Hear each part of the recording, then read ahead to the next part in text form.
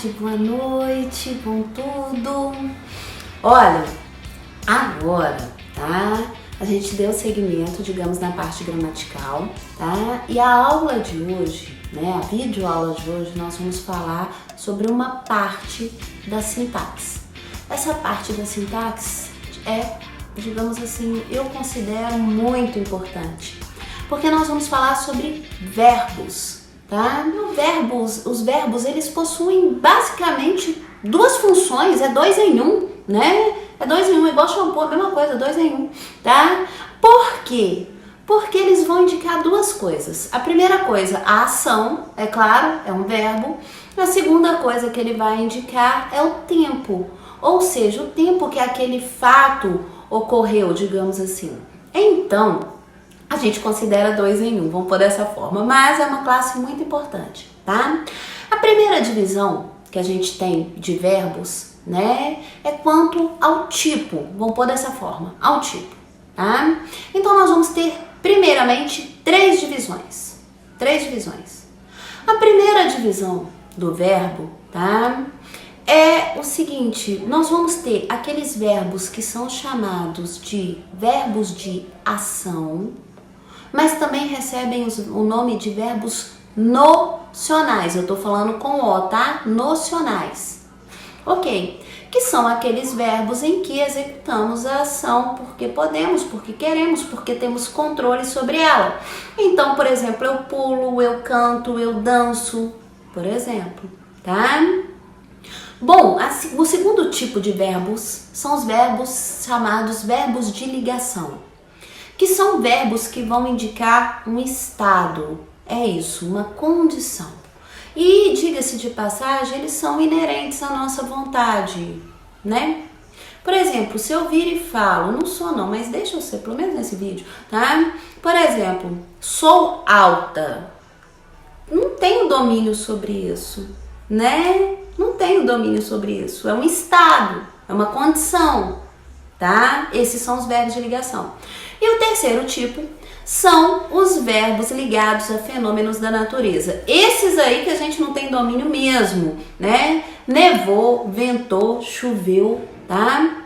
Então a primeira divisão de verbos que a gente vai ter é justamente essa aí. Os verbos de ação, os verbos de ligação e os verbos ligados a fenômenos da natureza, ok? Essa é a primeira divisão, tá? A segunda divisão que nós vamos ter desses verbos aí é quanto à conjugação. Então, nós vamos ter 3 conjugações em língua portuguesa, tá? E que vão receber, respectivamente, os nomes de primeira, segunda e terceira conjugação. Os verbos de primeira conjugação são os verbos terminados em ar, tudo bem? Então, por exemplo, falar, andar, amar, terminou em AR, são chamados de primeira conjugação. Bom, você já entendeu que se temos a segunda conjugação são os verbos terminados em ER. Por exemplo, correr, bater, beber, tudo bem? Termina em ER, é segunda conjugação. E a terceira conjugação são os verbos terminados em IR, tá? Por exemplo, sorrir, pedir, medir, estão terminados em IR. Bom, nessa hora você pode pensar e falar assim, valeu Lili, entendi. Primeira, segunda, terceira, ar, ir, ok, seguindo a ordem das vogais, tá bom, ok. Mas aí entra a questão, mas peraí, e os verbos terminados em OR?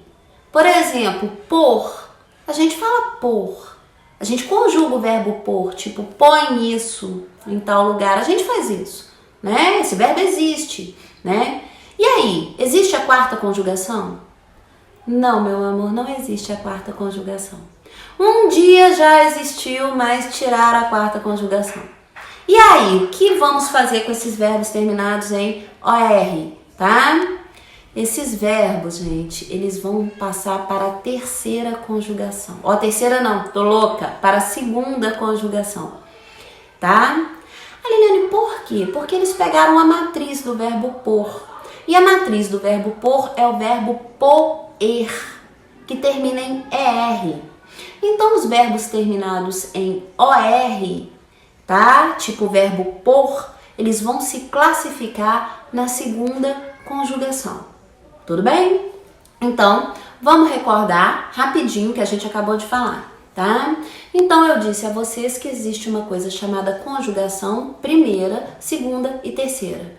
Verbos terminados em ar, er e ir, respectivamente.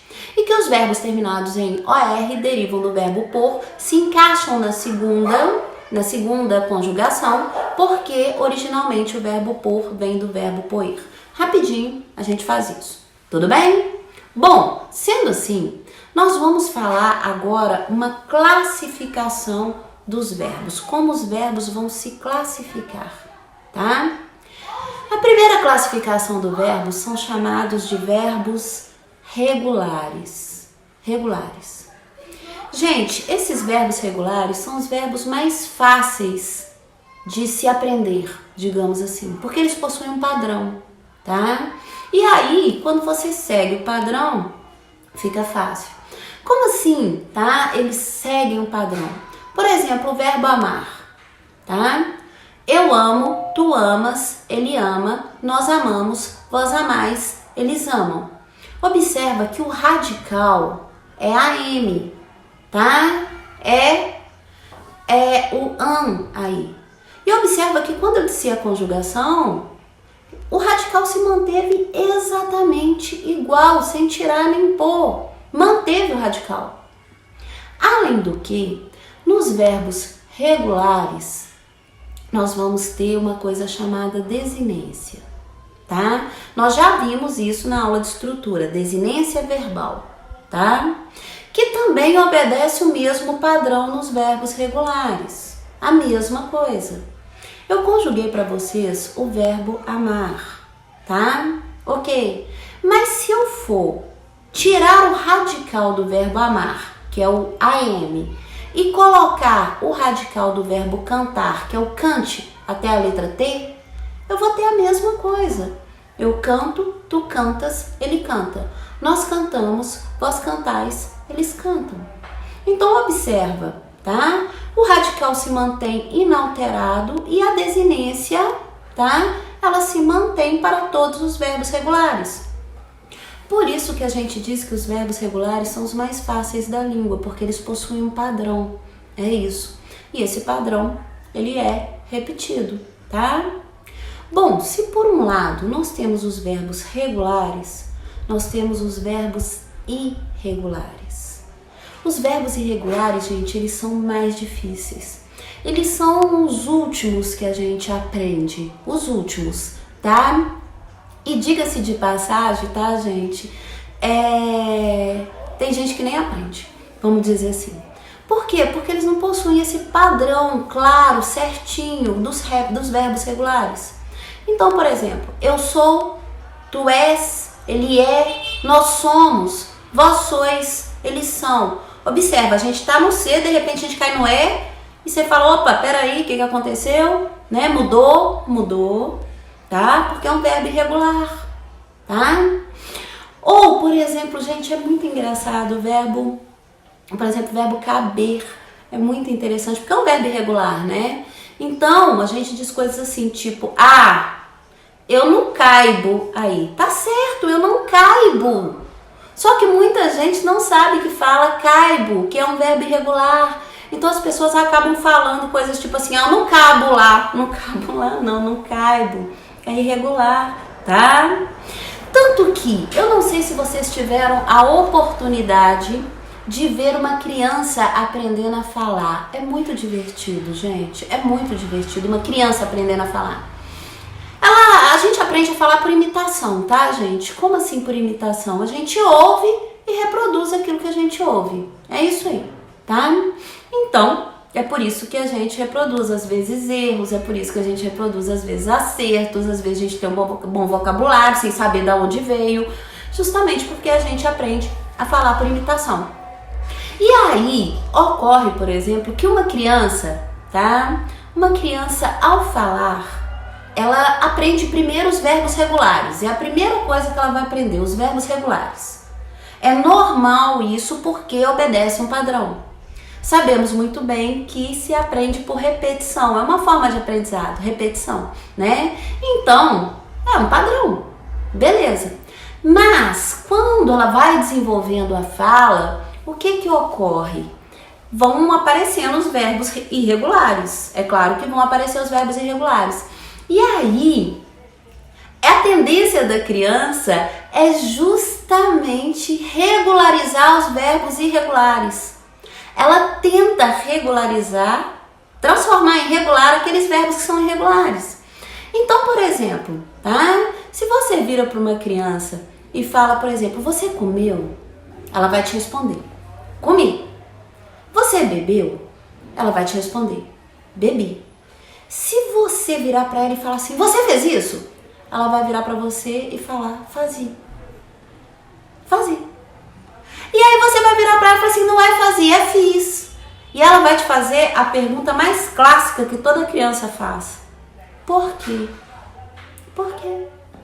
E olha que a pergunta dela faz todo o sentido do mundo, meu amor. Por que quando eu falei comi, estava certo? Por que quando eu falei bebi, estava certo? Agora eu falei fazia. Por que não está certo? Eu tenho plena consciência que a gente não vai responder coisas tipo assim, porque é um verbo irregular e como tal alterna-se o radical mediante a conjugação, a gente não vai fazer isso. É claro que não. A gente só responde assim, porque é assim, né? E pronto. Mas o raciocínio dela é muito perfeito, tá? Eu não sei se vocês lembram, tem um vídeo muito antigo. Se eu achar o vídeo, eu vou tentar colocar aqui. Se ficou sem, é porque eu não achei o vídeo. Um vídeo bem antigo de 2 gêmeos, né? E um deles estava em prantos porque o outro tinha matado uma formiga, né? E aí quando perguntava para um dos gêmeos assim, você matou? E ele respondia, mati, né? Ou seja, o que ele tentou fazer? Ele tentou transformar um verbo irregular num verbo regular, porque são os mais fáceis. É fato, tá? Bom, ainda quanto à classificação, nós vamos ter os benditos dos verbos chamados defetivos, tá bom? Os verbos defetivos, gente, eles não vão assumir determinadas conjugações em todos os tempos, todas as formas de conjugação, não vão, tá? Por isso eles chamam defetivos, é como se ele apresentasse uma espécie de defeito aí, tá? Na verdade, são 3 motivos que tornam o verbo defectivo. Primeiro motivo, sonoridade desagradável. O som é ruim, muito ruim. Então, como o som é muito ruim, aquele verbo se torna defectivo. Por exemplo, competir, que é o verbo que a gente usa bastante, competir. Agora, vai conjugar no presente o verbo competir. Eu compito. Você fala, feio demais, né? Eu compito. Você fala, Jesus, Maria José, não. Então ele fica defectivo, a sonoridade é desagradável. Feder. Eu fedo. Aí você fala, Jesus, misericórdia, né? Você não sabe qual que é o pior, o eu fedo ou o ouvido da pessoa, você não sabe o que é. Mas a sonoridade é desagradável, então o verbo se torna defectivo. Segundo motivo que faz um verbo ser defectivo, impossibilidade de realizar a ação. Não dá para fazer. Não dá. Então, se não dá para fazer, não tem nem como eu conjugar. Lembrando uma coisa, tá, gente? Muito importante que eu vou lembrar agora. Metáfora aceita tudo, tá? Metáfora aceita tudo. Eu estou falando no sentido denotativo dos verbos, tá? Então, quando eu falo a impossibilidade de realizar a ação, tá? É porque não dá para fazer. Por exemplo, eu lato. Não tem jeito de eu latir não, gente. Nem com toda a boa vontade do mundo. Eu não sou cachorro, como é que eu vou fazer? Não dá. Você pode virar pra mim e falar assim, mas peraí, Lili, peraí. E se por acaso eu fizer alguma coisa parecida com isso aqui, ó? Isso não é latir? Não. Isso, na verdade, é uma formação de palavras, é uma produção de onomatopeia.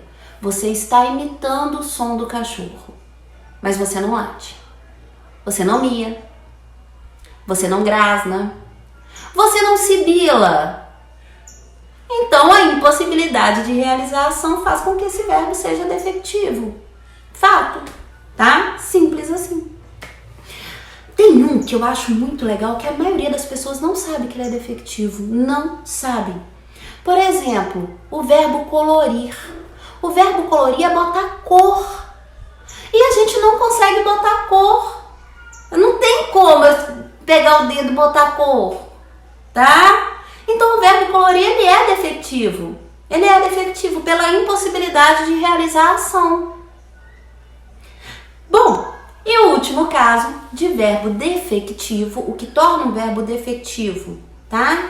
Compatibilidade sonora que gera ambiguidade. Nossa, essa foi forte, né? Compatibilidade sonora que gera ambiguidade. Vou te explicar, entenda. Se eu viro pra vocês e falo coisas tipo assim, olha, toda manhã é muita coisa. Todo domingo eu acordo cedo e pulo o carro. Todo domingo eu acordo cedo e pulo o carro. Você vai ficar pensando assim, você já tá me imaginando, né? Acordando, pulando o carro. Com certeza. Mas não foi isso que eu quis dizer. Eu gerei uma ambiguidade na tua cabeça. Porque eu usei um verbo defectivo.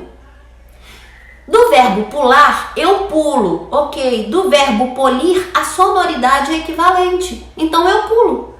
Eu tava falando que eu tava polindo o carro, por exemplo. É isso que eu tava falando. Mas você imaginou pulando mesmo, que é o verbo que a gente usa mais. Então há uma compatibilidade sonora que gera ambiguidade. Então isso faz com que o verbo polir seja defectivo. Ok? Bom, mas nessa hora você deve estar com um ponto de interrogação enorme na tua cabeça, tipo assim, tá, então como eu vou falar? E aí? Né? Eu não lato, né? Eu não coloro, por exemplo, né? Eu não compito, por exemplo. Como é que eu vou falar? Você vai falar usando a locução verbal. Eu estou competindo, eu estou colorindo, tudo bem? Eu estou fedendo, que seja, ok? Eu estou polindo. Você vai usar a locução verbal. Pronto, simples assim. Então, esses são os verbos que nós chamamos de verbos defectivos. E eles são defectivos por esses 3 motivos aí que eu falei pra você. Sonoridade desagradável, impossibilidade de realização, compatibilidade sonora que gera ambiguidade. Tranquilíssimo, tudo bem? Bom, e nós vamos ter aqueles verbos que são chamados de verbos abundantes, tudo bem? Esses são os últimos que eu vou falar sobre a classificação, porque realmente são os últimos. Os verbos abundantes, eles também podem ser regulares, tá? Não tem problema. Eles podem ser defectivos, eles podem se encaixar naqueles outros tipos que eu falei com vocês, regulares, irregulares, defectivos, podem. Mas os verbos abundantes são aqueles em que o particípio, a forma nominal do particípio, tá? Vai aceitar, a forma nominal vai aceitar 2 formas, foi o que deu. Ou seja, vai aceitar uma variante. É isso aí. Quer dizer, você pode empregar das 2 formas, tá? Dependendo da estrutura que você tá falando. Então, por exemplo, pego e pegado, pode. Então, ok, tá tranquilo, as 2 formas são corretas. Impresso e imprimido, pode, também. É um verbo abundante, tá? Sem problema nenhum, tá? É muito engraçado porque às vezes sonoricamente as pessoas têm preferência, mas isso não deixa de fazer com que o verbo seja, digamos assim, abundante. Em momento nenhum. Muita gente vira pra mim e fala, ah, Lili, eu prefiro falar impresso. Eu acho imprimido tão feio. Tá bom, ok, meu amor, não tem problema, tá? O importante é que você saiba que existem as 2 formas. Os verbos abundantes possuem 2 formas de particípio, tá? Bom, uma coisa que eu preciso falar pra vocês, que todo mundo me pergunta essa coisa e eu preciso, né? Que é o seguinte, é o verbo rir. Muita gente vira pra mim e fala, Liliane, tá correto falar eu rio? O verbo eu rio é defectivo? Não, ele não é defectivo, tá? Você pode falar tranquilamente eu rio. Pode abrir a boca e falar eu rio, tá correto. Eu sei que muitos acham estranho falar eu rio. Eu entendo isso. Mas por que muita gente acha estranho falar eu rio? Porque quando a gente fala eu rio, a gente associa a palavra rio aí, ó, com o substantivo, né? A gente associa muito com o substantivo, mas não possui nenhuma sonoridade desagradável, nada. Tanto que se eu virar pra você e falar, olha, tem um rio que corta a minha cidade, o que tem de estranho isso? Nada. O grande lance é que a gente associa tanto a palavra rio com o substantivo que quando a gente emprega na conjugação verbal do verbo rir, a gente acha super estranho, super esquisito, né? Mas tá correto, pode falar eu rio, tá? Uma outra dúvida que as pessoas sempre me pontuam é o verbo trazer, tá? Tem a ver com o particípio, né? Então, o correto é eu tinha trazido o livro. Esse é o correto, eu tinha trazido. Está errado usar a locução verbal e dizer eu tinha trago, tá? Aí tá errado. O certo é eu tinha trazido. Por mais que muita gente vire pra mim falando estranho, Lili, estranho. Eu falo, meu amor, é estranho, mas sei lá, vi, né? Fazer o que? Eu tinha trazido mesmo, é a forma correta. Bom, em termos de verbo, essa é a aula parte 1. Vamos ter aula parte 2. Vamos ver se vai ser necessário colocar a parte 3, tá? No mais, gente, se a minha edição essa semana tiver muito meia boca, você me perdoa, pelo amor de Deus, me perdoa. Mas por quê? Porque a gente tá fechando nota, a gente tá corrigindo prova, a gente tá fazendo substitutiva, a gente tá com uns serviços internos, né, colocando a lista para vocês, criando a lista para vocês, para pôr a lista para vocês. Então, quer dizer, a gente tá com serviço interno demais, então a edição ocupa muito tempo mesmo, tá? Sou eu mesma que faço a edição e eu, assim, gente, não sou profissional da coisa, né? Eu vou me esforçando ali, seja lá o que for, e eu levo, assim, para cada vídeo nosso, assim, eu levo umas 2 horas, 2 horas e meia editando. Então, se a edição dos vídeos dessa semana tiver meia boca, pelo amor de Deus, me perdoa. Eu juro que da semana que vem vai estar melhor, eu juro. Mas é porque, olha pra você ver, eu vou terminar esse vídeo e tenho mais 3 provas pra fazer ali. Ai, Jesus, e vamos que vamos, é isso mesmo. No mais, muito obrigada por ter me acompanhado até aqui, tá? Eu espero que vocês tenham compreendido aquilo que eu falei com vocês. Qualquer dúvida que vocês tiverem, gente, entre em contato, tá? Manda mensagem, direct, eu sempre respondo, tá? Se eu não responder na hora que você me mandou, é porque eu tô fazendo alguma coisa, mas você pode estar certa que eu vou te responder, tá? E quando vocês normalmente têm alguma dúvida, pontua, eu gosto bastante, gosto bem, porque eu sinto que eu estou te ajudando de alguma forma, tá bom? Então, mais muitíssimo obrigada. Perdoa a edição desses vídeos todos, pelo amor de Deus. Até semana que vem. Muita paz pra vocês, gente. Muita paz, tá? Fiquem seguros, fiquem com Deus. E ó, não deu pra ver no vídeo, mas a camisa do ômega. Ai, peraí, ali. A camisa do ômega, tá bom? Gente, olha, milhões de beijos pra vocês. Até semana que vem, se Deus quiser. Fiquem com Deus. Muita paz.